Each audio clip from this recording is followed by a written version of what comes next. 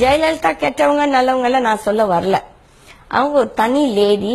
உங்களை நம்பி வீட்டுல வச்சு அவங்கள நீங்க ஒட்டுமொத்தமா உங்க கூட்டமே நீங்க ஒரு 18-20 பேரு, அந்த தனி அம்மா என்ன பண்ண முடியும் உங்களால பிசிக்கலா? ஏன்னா சசிகலா மூஞ்சிய பாருங்க, அவ கண்ணுல நேர்மை இல்ல. நானும் ஒரு சைக்காலஜிஸ்ட், புரியுதுங்களா? இவ்வளவு நீ பேசுற என்னோட அக்கா அக்கான்ட்டு. எங்க வீட்டுல எல்லாம் என்ன இறந்துட்டா நிஜமாவே நம்மளுக்கு அவங்கள பிடிச்சி ஃபீல் பண்ணோம்னா 16 நாளைக்கு பொட்டு கூட வச்சுக்க மாட்டோம். பட் அடுத்த நாளே பொட்டை வச்சுக்கிட்டு இருக்குது. ஒரு கண்ணீர் விடல. அங்க நின்றுட்டு சும்மா டிராமா பண்ணிட்டு இருந்துச்சு. உடனே மோடி தட்டணும்னு உடனே அழுகு எங்கிருந்து வந்துச்சோ. இதெல்லாம் 8 கோடி மக்கள் இதை நம்பலீங்க. உங்களுக்கு ஜால்ரா போடுறவன் பதவி ஆசையால பதவி இன்னும் சம்பாதிக்கணும்னு நினைக்கிறவன் தான் உனக்கு ஜால்ரா போடுறான்.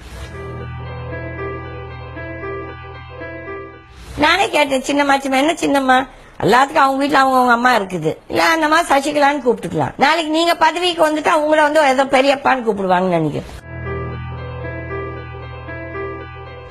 எனக்கு தம்பிதுரை பத்தி தெரியும். என் காலேஜ்ல அவர் என்னோட படிச்ச என்னோட சீனியர். இவன் எப்படி வாழ்ந்தா, இவனோட பேக்ரவுண்ட் என்ன எல்லாம் தெரியும். நான் ஒரு ஆள் சொல்லல, ஒட்டுமொத்த மக்களுக்கும் தெரியும். இன்னைக்கு இவன் யோகிதம் பேசுறான். அம்மாவை பத்தி எவ்வளவு கேவலமா பேசுற எனக்கு தெரியும். 87 தம்பிதுரை, நீங்க ராஜாராம் வீட்டுல ஒரு மீட்டிங் நடந்தது.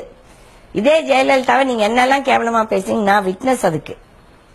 நீங்க வேணா மறந்துடலாம், காசு பணத்துக்காக, நாங்களாம் மறக்க மாட்டோம்.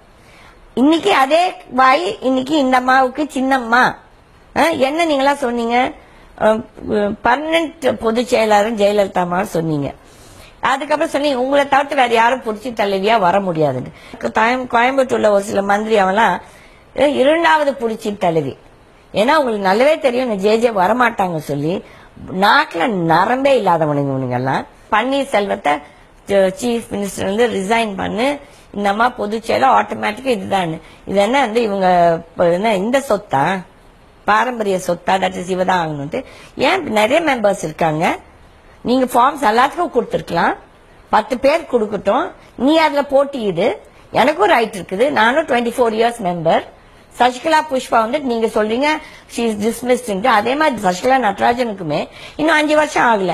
அப்ப உங்க இஷ்டத்துக்கு நீங்க பைலாஸ் மாத்துறீங்களா? இந்த பைலாஸ் யாரால போடப்பட்டது? தலைவர் எம்ஜிஆரால. அப்ப நீங்க எம்ஜிஆரையே நீங்க பறி கொடுத்துட்டீங்க. இதை விட கேவலம் வேற எதுவும் கிடையாதுங்க. நீங்கள கட்சி துரோகிங்க. தீபா பத்தி எனக்கு தெரியாது. Sasi like a daughter to me, I told you that. அவ ரொம்ப இராட்டிக்கா இருக்கிறான். ஓகே, அது அரசியலுக்கு சரி வர. எப்போ தைரியமா எதிர்க்கணும்னு நினைச்சிட்டோமோ எதிர்க்கணும். என்னைக்கு உண்மை பேச்சு நிக்கும். இந்த அரசியல்வாதி மாதிரி நம்ம மதில் மேல பூனையாட்டம் இருந்தானா அது என்னைக்கும் நிக்காது. இன்னைக்குல என்னைக்கும் நிக்காது. ஆகையால தீபா அரசியல் பத்தி நான் பேச விரும்பல sir. Especially Deepa, I am so surprised. That is உனக்கு கொஞ்சம் கூட ரோஷம் இல்ல. இவ்வளவு நீ சின்னத்தேன்னு கூப்பிடுற. உன் மனசாட்சியை நிஜமா தொட்டு பாரு. உங்க அப்பா அம்மா உங்களை எல்லாம் எப்படி உங்க ட்ரீட் பண்ணாங்கன்ட்டு. எல்லாரும் என்ன பணத்துக்காக வேலைக்கு போயிட்டான், அதுதான் உண்மை. உன் மனசாட்சி நீ இன்னைக்கு ஒத்துக்காட்டியும் என்னைக்கோ ஒரு நாள் நீ ஒத்துப்ப. கீதா ஆண்டி சொல்றது கரெக்ட் சார். அது என்ன தேர்வு சார்? அவங்க தேர்வு பண்ண ஃபர்ஸ்ட் நாங்க நீங்க பேசும்போது அவங்க என்ன சொன்னாங்க, இல்ல இப்ப தற்காலிகமா தான் வச்சிருக்கிறோம். தற்காலிகமா யார் சார் நீங்க டிசைட் பண்ணிருக்கோம்? 1.5 கோடி மெம்பர்ஸ் இருக்காங்க. ஏன் நீ மெம்பர்ஸ கூப்பிட மாட்டேங்கிற? உனக்கு ஜால்ரா போடுற இந்த 130 எம்எல்ஏவும் இந்த எம்பியும் இந்த ராஜ்யசபா எம்பியும் இந்த ஒரு சில பதவியில இருக்கவங்க அவங்க பதவியை காப்பாத்துக்கிறதுக்கு சொல்லி 1% கூட கிடையாது. 0.1%. 1.5 கோடியில 3000 பேர் 0.1%. அப்ப 0.1% தான் ஸ்ட்ராங்கா? உனக்கு எவ்வளவு ஒரு ஆசை, அந்த ஆதாங்கம், எவ்வளவு ஒரு பேராசை.